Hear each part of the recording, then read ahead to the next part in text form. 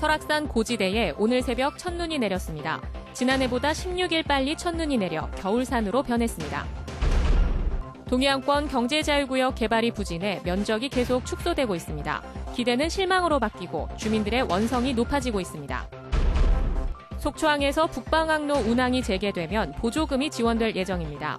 동해안과 항로 경쟁으로 이익을 내지 못하면 운영이 어려울 전망입니다. 강원도 내 아파트 미분양 물량이 올 들어 2배 가까이 증가했습니다. 앞으로 3년간 지금보다 4배 가까운 입주 물량이 쏟아질 예정입니다. 안녕하십니까. 뉴스데스크 강원입니다.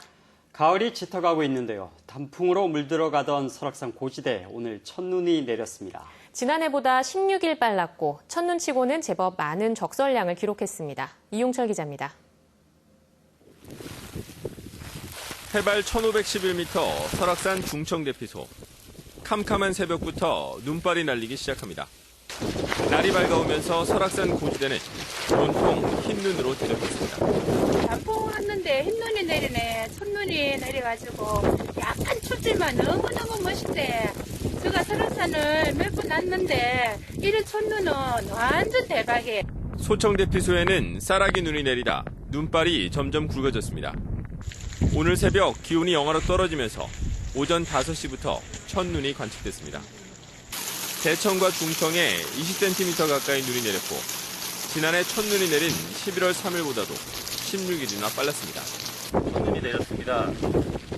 설악산을 탐방하시는 분들은 방한복, 아이젠 등 안전장비를 꼼꼼하게 챙겨주시기 바랍니다. 설악산 국립공원은 첫눈과 호우주의보에 따라 설악산 고지대 출입을 통제하고 있다며 산행 시 각별한 주의를 당부했습니다. MBC 뉴스 이용철입니다. 네, 동해안권 경제자유구역 개발이 뜻대로 되지 않아 면적이 계속 축소되고 있습니다. 기대는 실망으로 바뀌고 주민들의 원성이 높아지고 있습니다. 유인호 기자가 보도합니다. 동해안권 경제자유구역을 지정한 건 지난 2013년. 강원도가 옥계지구의 기반시설 조성을 직접 시작한 것 외에는 5년이 훨씬 넘도록 손에 잡히는 진전이 없습니다. 진척은커녕 면적을 계속 축소해가는 상황입니다. 강릉 구정지구를 전면 해제한 데 이어 동해 망상지구는 40% 축소되고 북평지구는 올해 안에 고작 11%만 남게 될 예정입니다. 주민들은 무책임한 행정이라며 강한 불만을 드러내고 있습니다.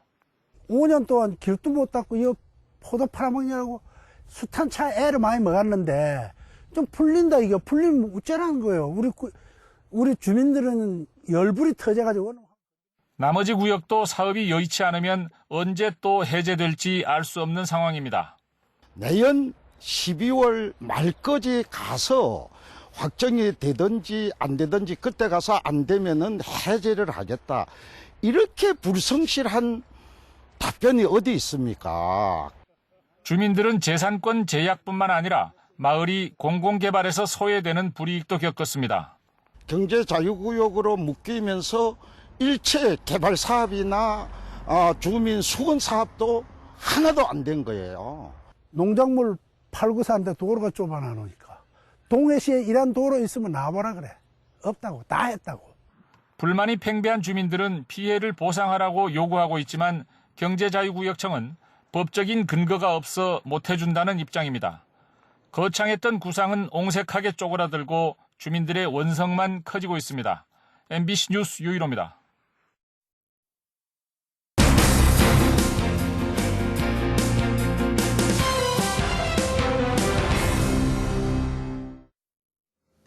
속초항에서 북방항로 운항이 재개되면 선사의 손실을 줄이기 위해 보조금이 지원될 예정입니다.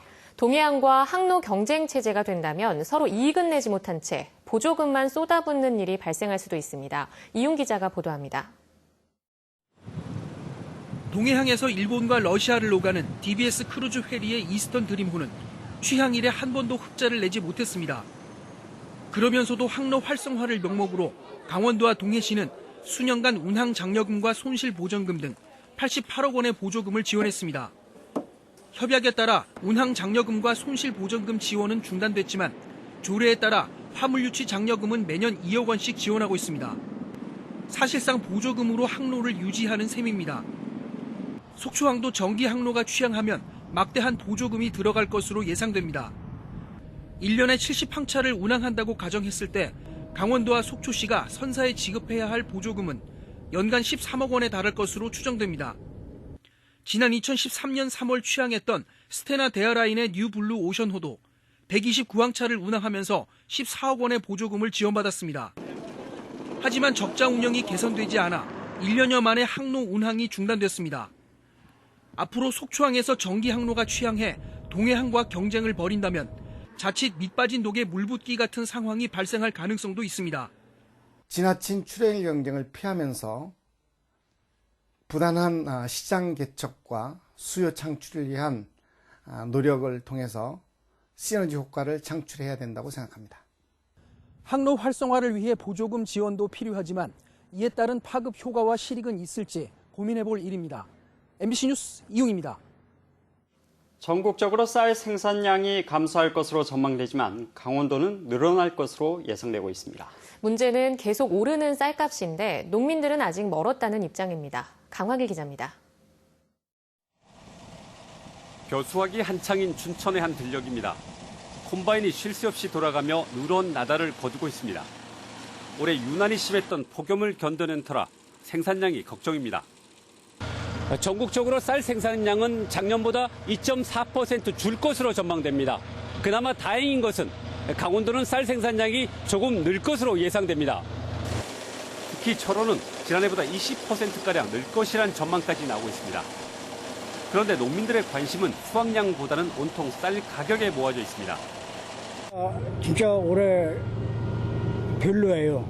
별로. 쌀값을 적어도 22만 원, 23만 원까지는 해주면 우리야 좋죠. 농민들은 거리에 나서 쌀값을 올리라고 외치고 있습니다. 지난해 80kg 기준 13만 원까지 폭락했던 쌀값은 요즘 19만 원을 넘고 있습니다. 하지만 농민들은 실제 손에 쥐는 돈은 적다고 말합니다. 당장 벼 40kg 수백가를 6만 원대까지 올리라고 주장합니다. 철원 지역 농협들은 지난달 6만 6천 원까지 올렸지만 다른 지역들은 여전히 관망 중입니다. 2004년도에 마지막으로 추국 수매할 때에 받은 벼값이 6만 440원이었습니다. 40kg 조국으로. 또 앞으로 5년간 벼 수매가를 결정할 정부의 목표 가격을 현재 80kg 기준 18만 8천 원에서 24만 원으로 인상하라고 촉구하고 있습니다. MBC 뉴스 강화길입니다. 다음 소식입니다. 강원도 내 아파트 미분양 물량이 올 들어 2배 가까이 증가했습니다. 앞으로 3년간 지금보다 4배 가까운 입주 물량이 쏟아질 예정이어서 주택 공급 조절이 시급해 보입니다. 김진아 기자가 전해드립니다. 강원 지역의 미분양 아파트는 작년 말 2,816호에서 지난 8월 현재 5,240호로 2배 가까이 증가했습니다. 최근 4년 평균치인 2,800여 호보다도 월등히 높습니다. 이 가운데 원주가 1,700여 호로 3분의 1을 차지하고 있습니다. 주택산업연구원은 강원도를 공급 과잉 지역으로 진단했습니다. 인구 30만 이상 시지역 가운데 원주시도 여기에 포함됐습니다. 시장 유형도 가격이 하락세로 전환하고 거래가 위축되는 정체, 쇠퇴 진입시장으로 분류했습니다. 원주 기업도시 조성으로 대단위 아파트 단지가 실수요를 넘어 과잉 공급된 데다 9.13 부동산 대책 등 정부의 잇따른 부동산 규제에 서울로 투자자들이 편중되면서 지역의 거래 침체와 미분양 증가를 이끈 것으로 분석됩니다.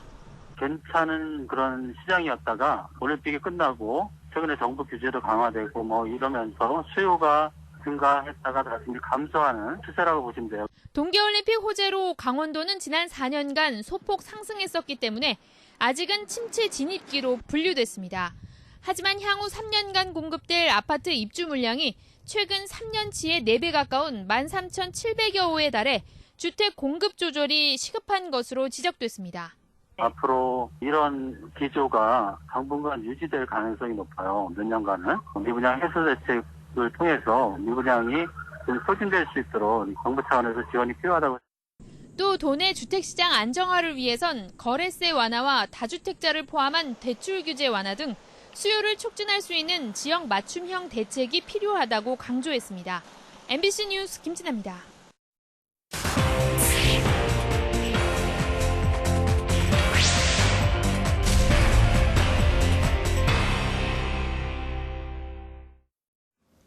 일부 노선 문제로 인허가 과정에서 제동이 걸렸던 춘천 속초 동서고속화철도 사업의 대안 노선이 미시령 터널 아래를 관통하는 것으로 정해졌습니다. 강원도는 동서고속철도 노선이 설악산과 군사구역을 지난다는 이유로 환경부와 국방부가 반대해 차질이 빚어지자 미시령 터널 아래에 터널을 뚫는 신규 노선을 검토하고 환경부에 제출하기로 했습니다. 신규 노선이 환경부의 전략환경영향평가를 통과하면 목표로 하는 2025년 완공이 가능할 전망입니다. 정선 알파인 경기장의 존치와 복원을 놓고 지역과 정부의 입장이 팽팽한 가운데 국회 문화체육관광위원회가 내일 현지 점검에 나섭니다. 국회 문체위는 내일 오후 정선 알파인 경기장을 방문해 강원도와 정선군의 브리핑을 받고 시설 점검에 나서기로 했습니다. 정선군과 강원도는 국회 문체위 점검에서 올림픽 유산인 알파인 경기장 시설 활용을 설득할 예정입니다. 한편 알파인 경기장 산림 복원 문제를 논의하는 중앙산지관리위원회 회의는 다음 달 말로 미뤄졌습니다. 양양국제공항에 대만과 베트남 등 동남아 3개 노선이 신규로 취항했습니다.